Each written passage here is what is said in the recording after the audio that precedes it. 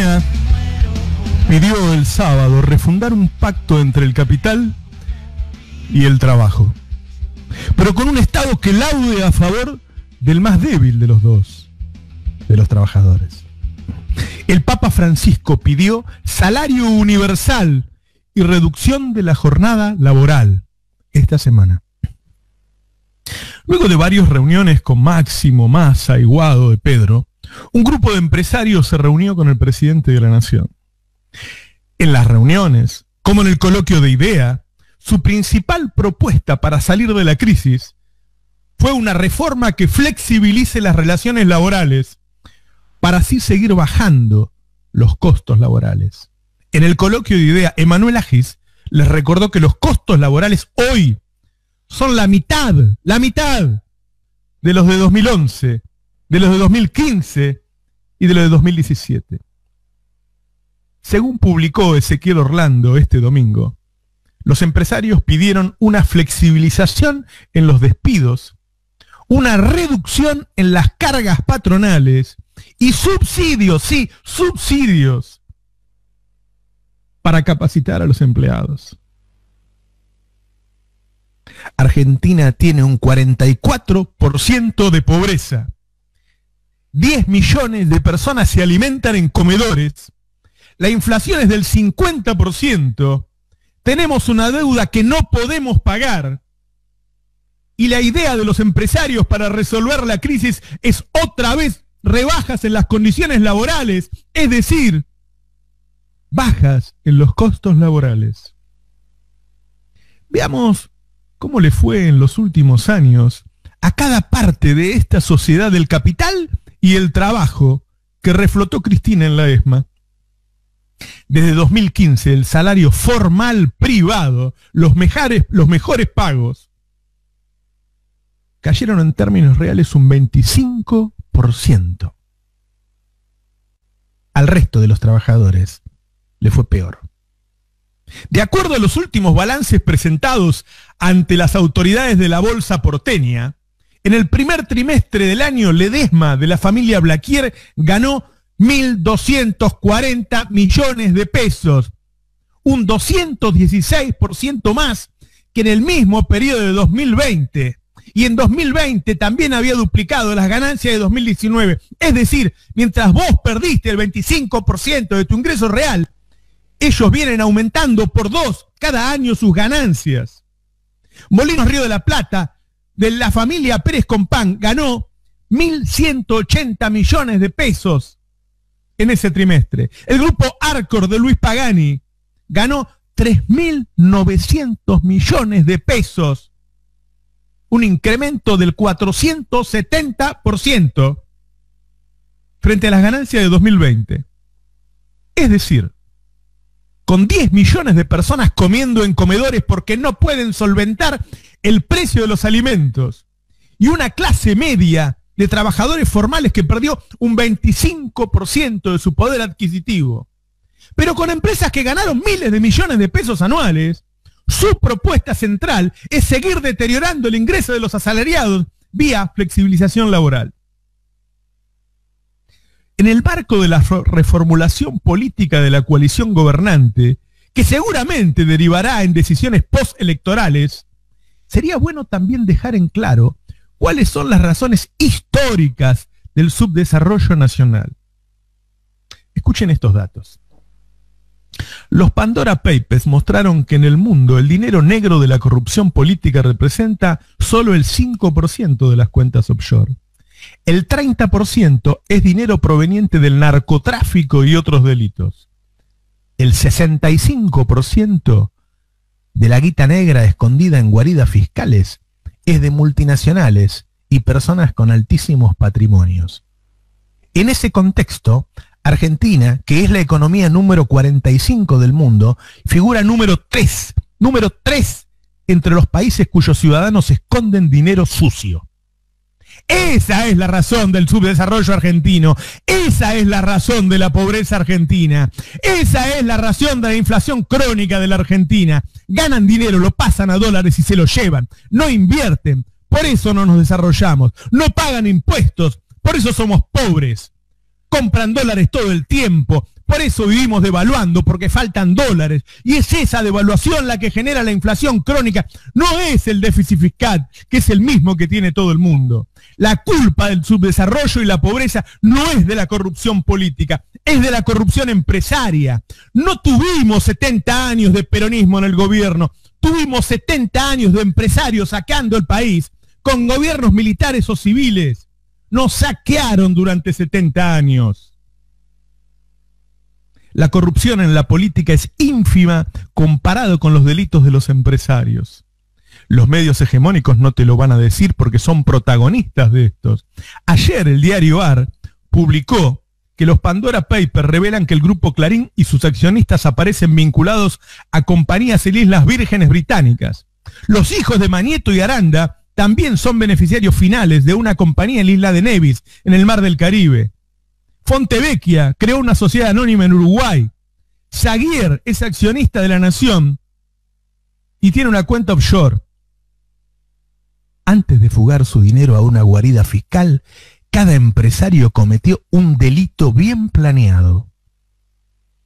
Se reunió con el contador y organizaron cómo delinquir. Trazaron un plan a escondidas de la sociedad. Compraron facturas truchas, triangularon exportaciones, subfacturaron, sobrefacturaron, cometieron delitos y finalmente escondieron el resultado del atraco en una guarida fiscal, en las mismas que los esconden los narcos. Según datos del FMI, en el exterior hay 450.000 millones de dólares de argentinos escondidos en guaridas fiscales. Se robaron un PBI. Estos sí que se robaron un PBI. Como dijo Ofelia Fernández, quieren discutir pobreza sin discutir riqueza. Discutamos sobre nuestros ricos. Nos acostumbramos a pelearnos entre nosotros por las migajas que se le caen de sus festines. Reivindican su derecho a echarnos sin indemnización, a que trabajemos 12 horas por día y no nos alcance para pagar los alimentos que nos venden a precio de oro. Nos ponen a discutir si tenemos derecho a tener servicios de luz y gas a precios que podamos pagar. Si tenemos derecho a una jubilación, les indigna que nos vayamos de viaje de fin de curso, que tengamos celular. Reivindican el derecho a vendernos alimentos que nos enferman sin la obligación de informarnos sobre el contenido.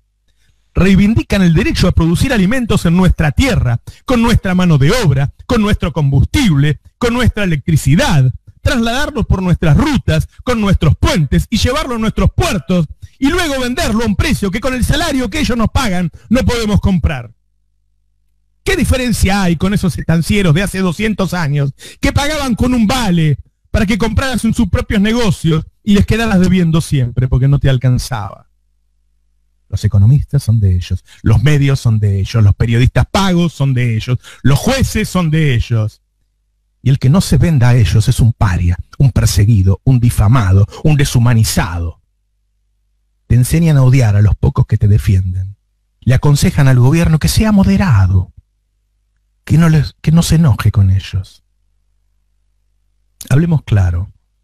La propuesta empresarial busca institucionalizar la injusticia social, ponerle un marco legal al saqueo histórico. Estamos discutiendo la post-pandemia en un país con más representantes de la derecha que votantes de derecha.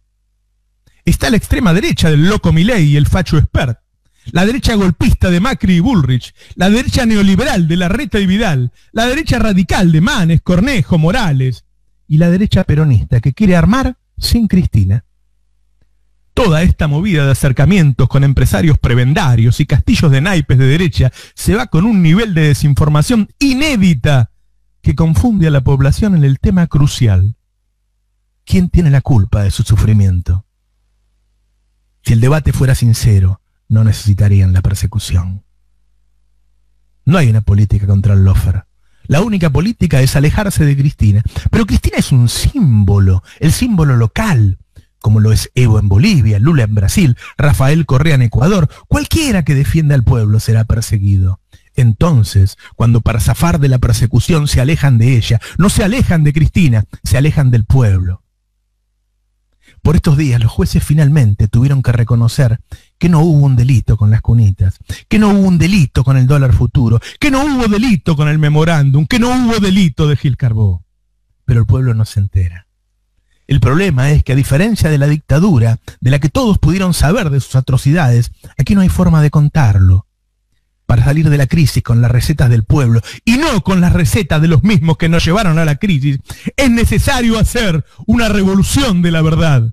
Una revolución cultural que sirva además para evitar la derechización de nuestra sociedad. Tenemos que volver a las canciones de protesta, a las películas como La Historia Oficial, a los programas como Nosotros y los Miedos. Necesitamos que nuestros artistas hagan lo que saben hacer, arte. Los jóvenes que se la rebuscan en internet tienen que formar parte de un proyecto colectivo de búsqueda de la verdad. No vean YouTube como un modelo de crecimiento personal, véanlo como un campo de batalla. Estamos viviendo la década infame del siglo XXI. El pueblo ofrece su mano generosa en la Plaza de Mayo. Acá estamos, listos para apoyar a quien nos defienda. Es con ese pueblo con el que hay que acumular poder. Es con ellos que hay que buscar las mayorías suficientes para armar un proyecto de país que merezca ser vivido. No es explicándole a los empresarios que nosotros también los queremos. Es diseñando una propuesta de desarrollo con inclusión social que se distinga nítida entre las propuestas de las distintas derechas que pululan por ahí. Larreta propone un proyecto de país para unir a todas las derechas y excluir al kirchnerismo. Somos el 70%, dice. Eso ya lo hizo Macri, Larreta. Tuvo implícito ese 70% con el apoyo de toda la derecha peronista que le votó todo, hasta el endeudamiento que hoy nos ahorca. Tuvo a la CGT de Daer que se negó a luchar, tuvo al movimiento Evita como cómplice y fracasó, porque lo que fracasan son sus ideas. Es preferible perder una elección dignamente y cuidar el legado forjado entre 2003 y 2015, el legado de la justicia social y los derechos, que permitir que el kirchnerismo se diluya en los confines de la historia y desaparezca, porque con su desaparición se perderán las esperanzas de un pueblo. El pueblo no fue a la plaza para darles el mandato de negociar la salida de la crisis con los mismos que nos metieron en la crisis. Fue a ponerse a disposición para enfrentarlos. No seamos reformistas, porque no será suficiente y la historia nos pasará por arriba. Seamos revolucionarios y luchemos por lo que es nuestro y nos merecemos. Buenos días, esto es Navarro 2023. ¿Cuántas cosas para comentar, Roberto, nos dejaste en el tintero entre el pase y este espectacular editorial? Bueno, tenemos para hablar todo el programa. Son momentos cruciales. Yo no sé si todo el mundo es consciente, ¿no? De que hay del otro lado de estas elecciones hay, qué sé yo, hay muchos peligros esperando, ¿no? Totalmente. Sí, y enunciados, eso es lo novedoso, que ya la agenda satánica se enuncia, ya no es que se aplica sin haberla enunciado. Claro. Entonces, bueno, vamos a hacer esto. Vamos a hacer ellos no nos engañan más, ¿viste? No. Ellos dicen, bueno, nosotros vamos a hacer esto. Le vamos a quitar todos los derechos laborales. ¿no? Que es siempre el truco de la derecha, que es los presentes calamitosos como paso necesario hacia futuros venturosos. Y al menos en parte siempre cumplen, ¿no? Es como los presentes calamitosos siempre llegan. Después los futuros venturosos pasaron cosas, la lira turca, qué sé yo, pero empeorar nuestro presente siempre lo logran. Uh-huh. Che, quiero que opinemos todos hoy, porque me parece que son momentos trascendentales después de la marcha de ayer. Comuníquense con nosotros al 11 25 80 93 60, 11 25 80 93 60. Dennos sus opiniones, en Twitter también con el hashtag Navarro 2023. Son días muy importantes, Sí, totalmente. Bueno. Yo quiero compartir, a propósito de lo que dijeron en el pase, también, ¿no? Esta dificultad que tiene frente de todos para resolver sus diferencias, esa falta de una mesa, de que donde estén Alberto, Cristina, Massa, Máximo, Axel, no sé, los jugadores principales y digan, bueno, hacemos esto y discutan ahí. Yo no estoy de acuerdo con esto porque, a ver, esto, bueno, lo resolvemos y de esa mesa sale la resolución y vamos todo para allá, ¿no? Eso no termino de entender por qué, era lo que comentaban ustedes en el pase, no está resuelto, cosa que hace que hasta la organización de un acto sea difícil. Yo creo que el problema es más profundo. Yo llegué a tuitear ayer, Alberto está yendo para la plaza. Sí. Porque me dijeron, Alberto está yendo para la plaza. Claro. No sabíamos qué plaza. Iba a ser Jim a la de Puerto Madero. Yo la vi en la Plaza Mafalda, chicos. ¿En serio? Pero, no, yo creo que el problema de esa mesa es que hay problemas de dirección, ya ni siquiera de implementación de una dirección común. Es como, estamos todos de acuerdo hacia dónde queremos ir, pero bueno, vemos. De pronto, el otro día lo escuchaba a Pérsico elogiar a IDEA.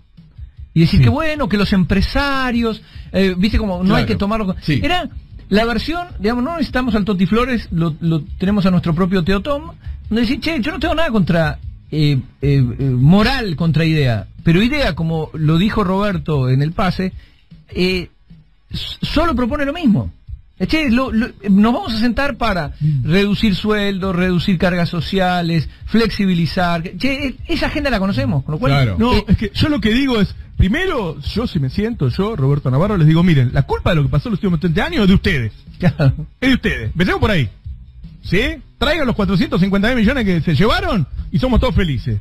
¿Sí? Ahora, estamos en esta crisis. ¿Qué hacemos? No me rompa la pelota con eso, de bajar sueldo de nuevo, porque los sueldos son la mitad. Te lo dijo Emanuel López de Saji, que no es el Che Guevara el otro día, en el coloquio de IDEA.